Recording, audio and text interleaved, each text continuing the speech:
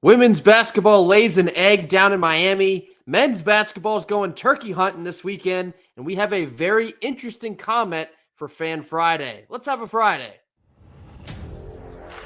You are Locked On Wolfpack, your daily podcast on the NC State Wolfpack, part of the Locked On Podcast Network, your team every day.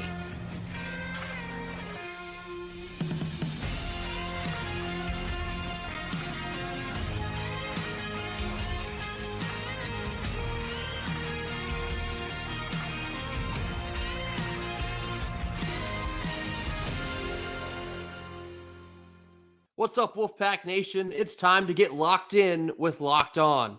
Thanks for making Locked On Wolfpack your first listen each and every day. We are free and available wherever you get your podcasts and on YouTube, part of the Locked On Podcast Network, your team every day. Today's episode is brought to you by Gametime. Download the Gametime app, create an account, and use code Locked On for $20 off your first purchase.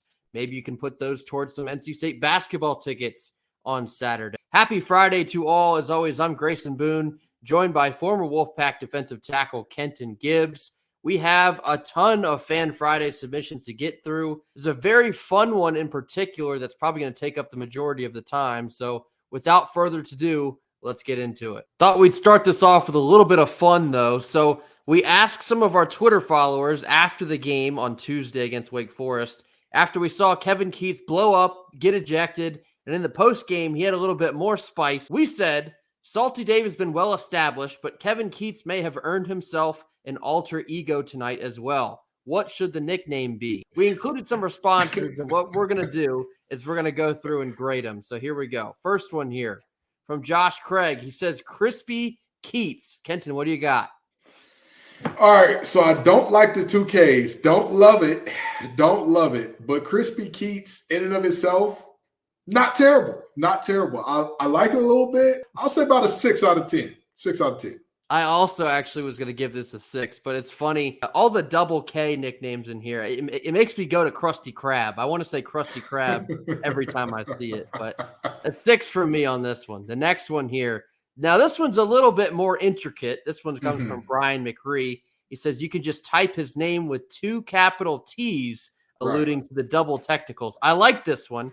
I don't know if it works as a nickname, but it's good if you read it out that way. Yeah, it's and for that reason, this is one of those very niche things, right? It's like pineapple on pizza. Some people like it, some people don't. It's an acquired thing. I say for me, I'm a pineapple on pizza guy, but I'm not a double T Keats guy. I'm gonna give it a 5. I'll give it a 5. I like the creativity. He's getting a 7 from me. Next one here from Mallory, Spicy Kevin. A little bit of a playoff of Salty Dave, but Keats took it maybe a step further, so he goes spicy with it. What do you got? See, here's the thing. Right now, I like that our coaches are having this overlap, right? They're having this crossover episode where Keats is like, oh, I don't drink bourbon, but, I'm going to have my time and all that. But I don't like the nicknames overlapping. I need the nicknames to be separate and individual because those two are very different guys. I'll go with a 3.5, 4 here. I'll go in that range because I need something. We love you, Mal. We love you. We just need a little bit more creativity. I'm going to go with a 5. It's okay. It's fine. It's middle of the road. Next Grace one is here. making me the bad guy. He's making me the bad cop right now. No. Next one here from the Maverick with a capital Q. He says, Kevin the Killer Keats. Now, this is actually very close to what Kenton actually landed on, which was Killa Kev, as you might have heard in our Wednesday episode. But I like this one. 10 out of 10. No notes. No, I love it. Love it. This right here. Fun fact, Grayson and I recorded before this answer came in yesterday. And when I saw it, I immediately banged the desk and said, darn it, they got it. They got the answer that we came to. I love it for you, Maverick. 10. Love it. Next one from NC State Football News, Krabby Kev. I'm going to go with a 4 on this one. Yeah, like I said, not a fan of the double K. Krabby. Yeah, right? Like, I can't, because when you think of Krabby, like, is that something you really want out of your head coach, right? Like Krabby, I'm going with a 3. Now, this is another good one. Thinking outside the box from Mark Andrew Wood. He says, Yeah. Klondike Keats. And I know it breaks the rule of our double K, but he says he's ice cold and, well, ice cream. I like the creativity here. I'm going to go 9 with this one. I like this one.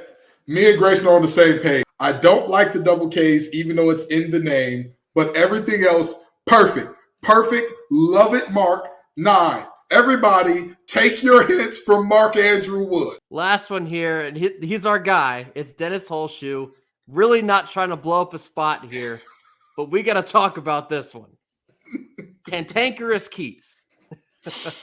And here's the deal. Here's the deal, right? Dennis is one of our everydayers. Dennis, you know we love you, brother. You know we love you. And I'm going to touch your shoulder when I say this.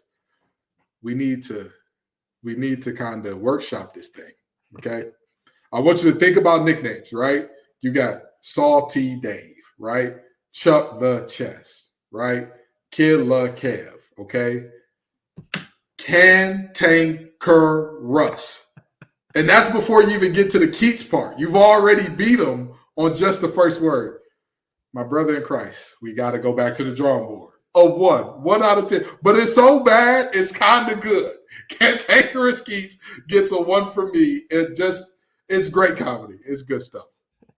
We're going to read a quick ad here, and then we're going to get into our actual Fan Friday comments here in just a second. Our first sponsor of the day is FanDuel.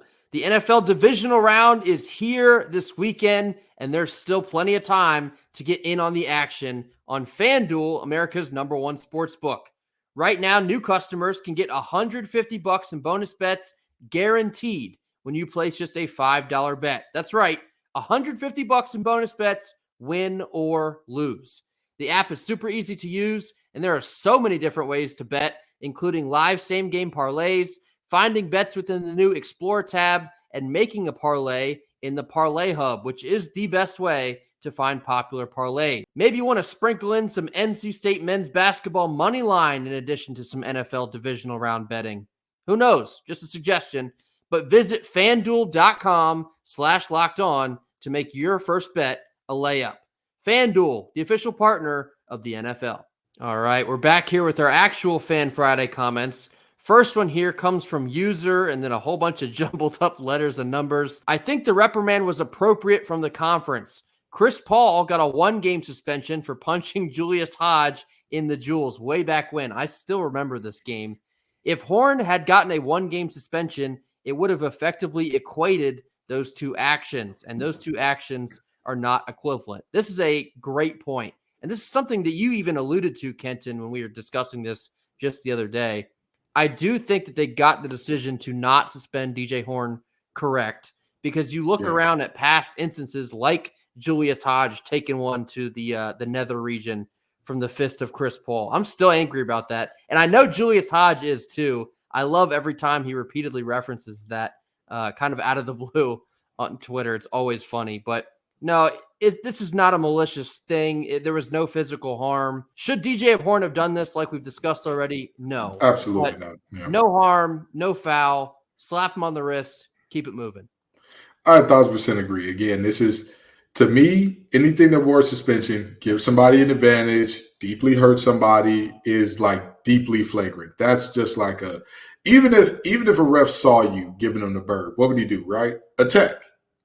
I think that's what this were. I don't think a ref would throw you out of the game for giving them the finger. So, what do you think, Grayson? You think a ref would get double T you immediately for giving them the finger, or what? Yeah, probably, yeah. Yeesh, that's unfortunate. These refs strict out here. Anyway, yeah. But as I was saying, I don't. I really don't think it rose to the level of a suspension. I like the reprimand. DJ, don't do it again. Be smart, brother. This next one has two different layers to it. Now, you may have seen on Twitter the other day, our guy Ty asked us this question. If you could build a team from any player since 2010, who would you choose? You have 3 guards, 2 forwards, and a 6-man. And of course, the criteria was you don't have to pick the best team, so to speak, but you pick a lineup you think would mesh well and with guys that you have enjoyed over the years. So the second part to this question came on YouTube from Jay Gardner Pack. They say, who is the best starting 5 from the Mark Gottfried era and the best starting five from the Killa Kev era. That's right, Killa Kev. Killer Kev is catching on. I like that. And who would win in a 7-game series? So here's my starting five from the Mark Gottfried area. My 3 guards, I have Lorenzo Brown, Trevor Lacey, and Scott Wood. My 2 forwards, TJ Warren and Richard Howell. My 5 from the Killa Kev era, I got Markel Johnson, Jarkel Joyner, Devin Daniels. My 2 forwards are 2 DJs, DJ Burns and DJ Funderburk. Who would win in a 7-game series? I think it's the Got Man. I think he's going like 4-1 here. It's a gentleman's sweep. I think there is a ton of talent in these past Gottfried years. I think they're taking it 4-1. Here's the worst part, right? If we do it, if we combine both and throw a 6-man in it, it definitely swings it more towards Gott's way. But I got Cat, DSJ, Caleb Martin, TJ Warren, and BJ Anya as the 5. BJ Anya. Hey, listen, he's one of our all-time leaders in blocks, baby. You get if you can't give him nothing else, he's gonna protect that rim now. And with that being said, for the Killa Kev side of things, we got Jarkel Joyner, Jaquavion Smith, Darian Sebron, DJ Burns at the 4, and Manny Bates at the 5. And again, like I said, the 6-man thing would be where this gets really hairy for Keats, because my 6-man on Godfrey's team would probably be Trevor Lacey, which means you got instant buckets coming off the bench. And my 6-man on Keats' side of things would likely be Devin Daniels, who he gives you a lot, and he helps out the original starting lineup, because you could take out DJ Burns, put him in, slide Sebron down to the 4 to match up with TJ Warren. I tend to agree with you, though. I tend to agree that God has got this one. He's got this one. I feel like he'd win this game, but it'd be vacated later due to some NCAA violations, because it's the Got Man. What you gonna do? You know what I mean? You take the good, you take the bad, and there you have Mark Gottfried. His 7-game series would be vacated, and then Keats would have to deal with the fallout. How about that? 1,000%. It ain't on us. It ain't us. You know, that's a him problem. But very seriously, I think Gottfried's team takes that. Back to the on the court stuff. This one comes from JD2 Cylinder Nut. That's one hell of an @ there. Anytime a coach sees his team getting screwed by the refs, he should absolutely blow a gasket. If he doesn't, what validates him in his players' eyes? This is a fantastic point. Of course, talking about Kevin Keats getting ejected on Tuesday night. He did what he should have done. It was an egregious no call from the officiating crew, who, again, was terrible the entire night. And for a coach, when your team is effectively spinning their tires in the mud and the officiating is that bad all night, you got to do something. A lot of times you'll see a coach get ejected essentially on purpose in an effort to fire up the guys. You want to light some kind of fire, get them going however you possibly can. Some folks don't agree with this. They think he was making a big stink out of nothing. I think he did exactly what he should have done. And how can you argue with it now? Because ultimately it worked. I don't think he went far enough. I think he should have went full Pat Bev and grabbed one of the technician photographer. By the way, shout out to the folks at the technician. They do amazing work. Grab that camera and show them the shot. Like, this is verticality to you. Look at it. Look at what you've done here. But no, and it is very, very odd that the 2-cylinder guys talk about blowing the gasket, talk about staying on top of it. But very seriously, yeah, I think the Keats did exactly what he was supposed to do. I'm not mad at that at all. Absolutely. When you see that type of shenanigans, when you see that type of foolishness, and you don't call it out, it encourages it to proliferate. And I'm not. Next one here from Jason, NCSU 2007. He says, don't look now, but we just need to go 500 in the rest of ACC play to match last year's 12-8 ACC record. We may need slightly better than that this year due to not having that signature non-conference win. Obviously, it also matters who you win or lose to and evade those bad ACC bottom feeder losses. Also loved Cranky Keats in the postgame. Okay, there's another nickname, Cranky Keats. Here's the thing here, and it kind of speaks to a bigger point in that this basketball team needs a whole lot more attention than what they are currently getting. Because again, they're now 5-1 in the ACC. They have a chance to go 6-1 if they're able to beat Virginia Tech on Saturday. And they're sitting currently tied for second in the ACC after we're getting close to halfway through the ACC schedule. What more do folks need to start buying into this program? Does it look pretty all the time? Absolutely not. Is the offense anything like you expected it to be? Absolutely not. But are they winning games? You better believe it. They are finding ways to win games. Like Jason said here, you only have to go 500 from here on out to match last year's record. But here's the thing. We want more than that. We're aiming higher than that. We don't want to go 500 from here on out. We want to go like 750 from here on out, because why not? Why can't we do that? We have the roster to get to where we're trying to get to land in the top 4 of the ACC. Absolutely, that is on the table here. We want to run the table in the ACC and then make a run in the conference tournament. That is all very much still in play. You've only lost to Carolina, who you do have to see again, so you get another shot at those guys again. Folks already writing this season off, and we want Keats gone. We're never going to do anything. I've seen this story before. We're 13-4. We're 5-1. And sure, you can look at the net and the quadrants and the strength of schedule all you want. But if they keep winning games, the rest is going to take care of itself. Yeah, I 1,000% agree. And first thing first, Jason, you just barely avoided a shoulder touch. And let me tell you why. Not only did you do the double K, you condensed it into one word. Oh, solid 2.5, 3. But for the rest of this, you're absolutely spot on. And I'll argue this as well. This is not the ACC of old, right? Of course, you don't have a situation where you've got Ralph Sampson and Jordan and all those guys. This ain't that. College basketball isn't that anymore. You don't have stars like that sticking around for 2, 3, 4 years. That just ain't the reality. And so with that in mind, I do think that NC State will need at least 13 to 14 conference wins to get into the tournament, unless we get really hot in the conference tournament and win it, or, you know, get really deep as in like a runner-up or something like that. But, you know, this is, yeah, I agree. Evade those bad losses. If you lose to teams that are at the top of the conference, you'll be okay. And I'll say this, the basketball team is at a very similar spot to where the football team was. Every game is winnable. Every game is losable. Let's see how you act. And last one here from our guy, Andy. The Virginia Tech game on Saturday is on the CW.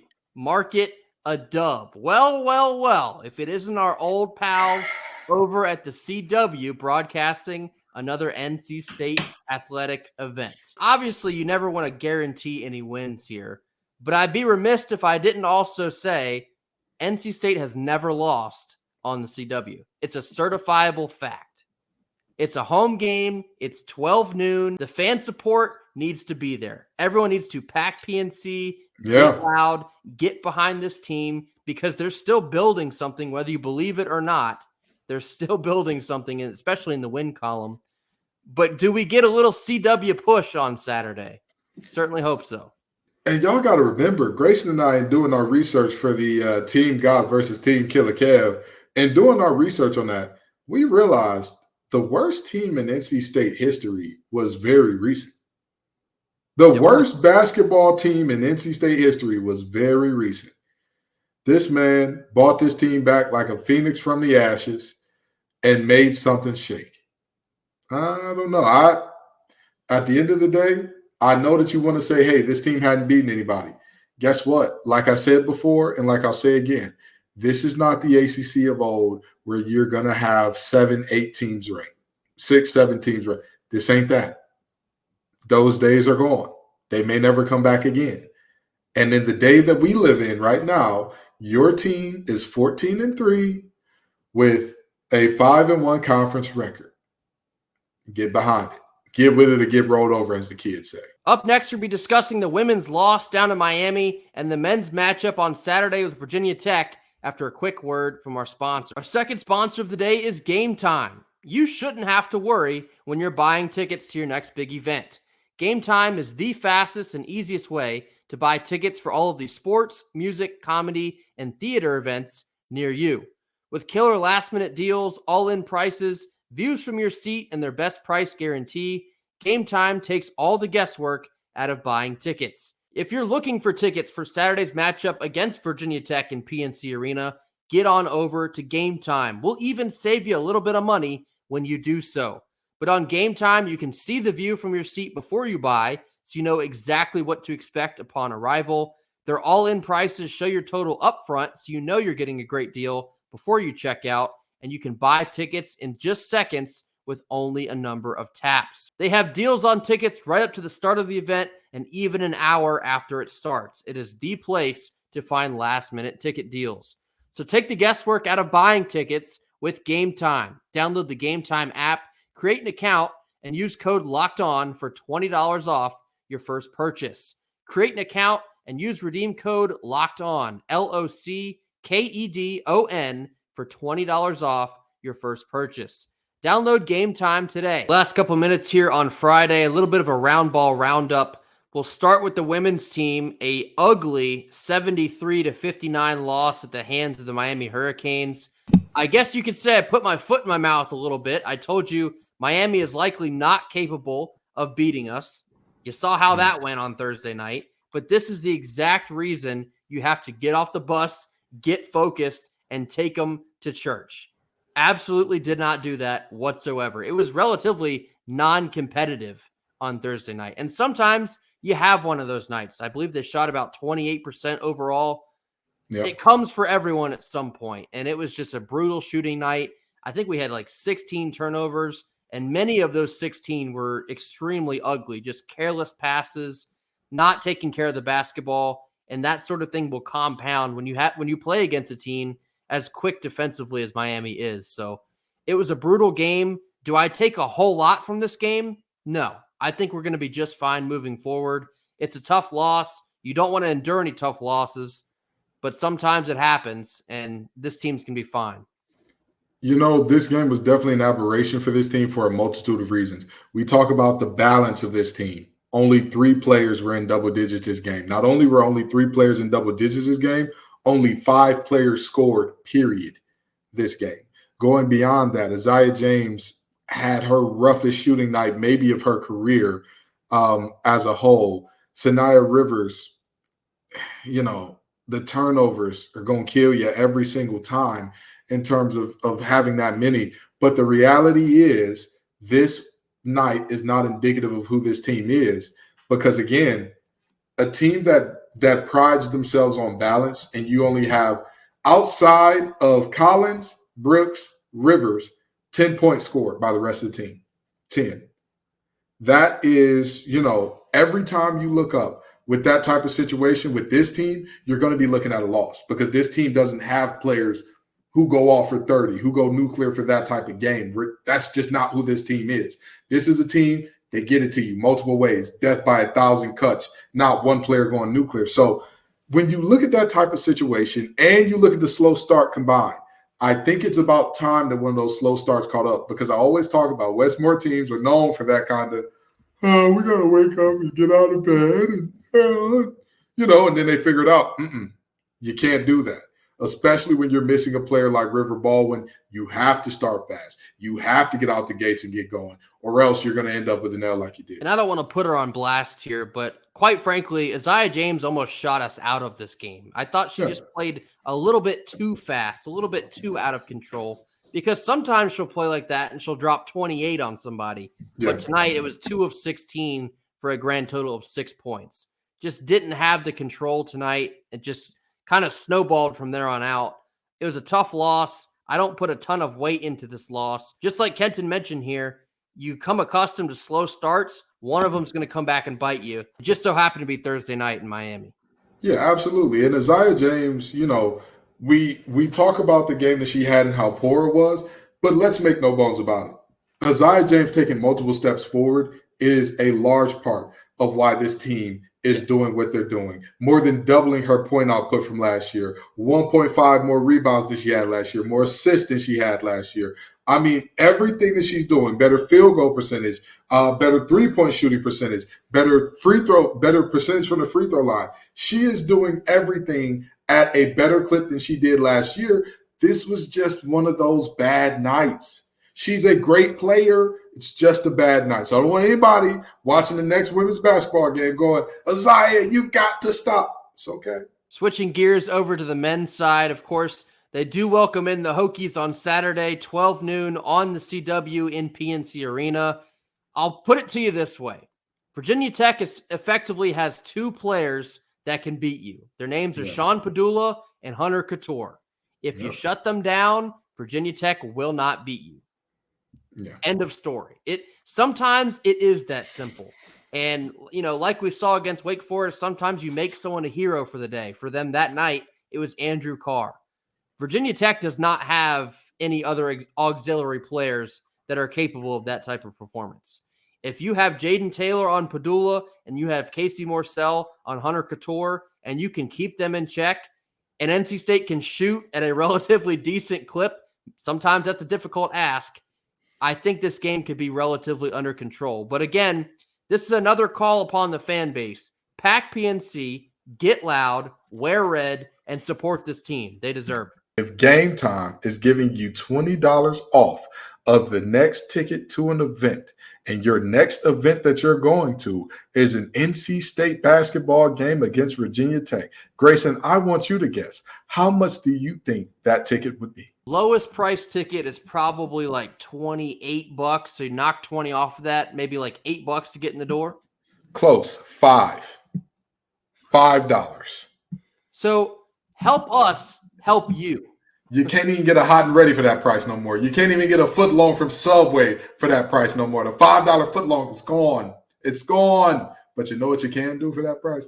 Go support the pack. And, of course, support us by going to Gametime and all that good stuff. But support the pack, okay?